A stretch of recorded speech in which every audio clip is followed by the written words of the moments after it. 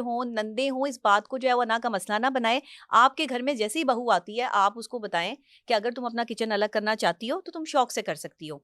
जो तुम्हें खाना पकाना है, बनाना है, जो खाना है, कम से कम खाने की आज़ादी तो दे दें ना उसको। कम से कम उसको अपने जो है वो खाना पकाने की आज़ादी दे दें, ताकि वो अपने अपने शौहर के लिए जो है वो आज़ाद महसूस कर सके। हम कैद कहाँ करते हैं? हम जब बहू को कैद करते हैं कि यही पकेगा, यही और पकना है और इसके अलावा कुछ नहीं पकेगा। अब उसका दिल नहीं है वो खाने का, वो ज़बरदस्ती कैसे खाए? यहाँ पर मिसकन्फ्यूजन हो गई, यहाँ पर जो है वो आपकी जो है वो क्लैश आ गया। जैसे ही क्लैश आया, दिल में खलिश आना शुरू हो गई, दिल में जो है वो आपके क्या बात थी, छोटी-सी बात थी कि ये खाना उसको पसंद नहीं है। खाना इंसान का मूड चेंज कर देता है। अच्छा खाना भी और बुरा खाना बुरा भी। खाना भी। मूड स्विंग्स होते क्यों हैं औरतों को? उनकी पसंद की चीज़ें नहीं हैं। खाने के लिए हम औरत का ध्यान नहीं रख रहे, खाने के लिए हम मर्द का ध्यान रख रहे हैं। मर्द को आप अच्छी-अच्छी बोटियाँ अपने शौहर के लिए रख दो, अपने बाबा के लिए रख दो, अपने भाई के लिए रख दो। क्यों? उस औरत को ज़रूरत नहीं जिसने जो है वो नस्ल चलानी है। उसको इन बोटियों की ज़रूरत है या मर्द को बोटियों की ज़रूरत है? दोनों को ज़रूरत है।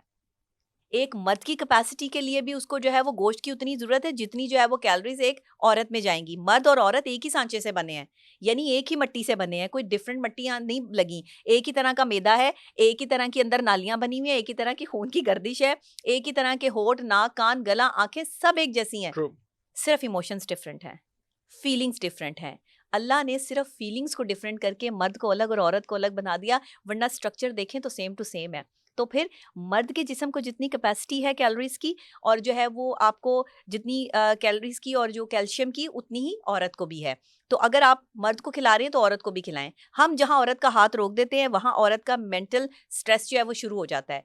अच्छा पहनना, अच्छा खाना और अच्छी नींद लेना औरतों के लिए बहुत ज़रूरी है। तब ये मेंटल स्ट्रेस से निकल पाएँगी। हम इनकी नींद भी खराब करते हैं। बहू सुबह जल्दी उठ जाए और बेटी सोती रहे। दूसरी बहू जो ज़्यादा अमीर है, जो ज़्यादा पैसे खर्च करती है घर में या बाहर जॉब करने जाती है, उसको सोने दो, उसके आराम का ख़्याल रखो और जो घर में रहती है उसके सोने का ख़्याल ना रखो। ये क्या तज़ाद है? आप एक बंदे पर जो है वो गधे की तरह बोझ लादे जा रहे हो, तो वो तो फटेगा एक दिन। फिर उसने जो है वो खुला की तरफ ही जाना है। लेकिन मैं यहाँ औरतों को ये कहूँगी कि जब ऐसी सिचुएशन हो ना कि आपके साथ इस लेवल पे ज़्यादती हो रही हो, तब आप बोल सकती हैं। तब अल्लाह ने भी हुक्म दिया है कि ज़ुल्म मत सहो। लेकिन अगर ये सब कुछ नहीं हो रहा, आपको हर तरह से अकोमोडेट किया जा रहा है, बस कहीं-कहीं जो है वो आपको जो है वो माननी पड़ रही है किसी की बात, तो वहाँ पर आप कॉम्प्रोमाइज़ कर जाओ।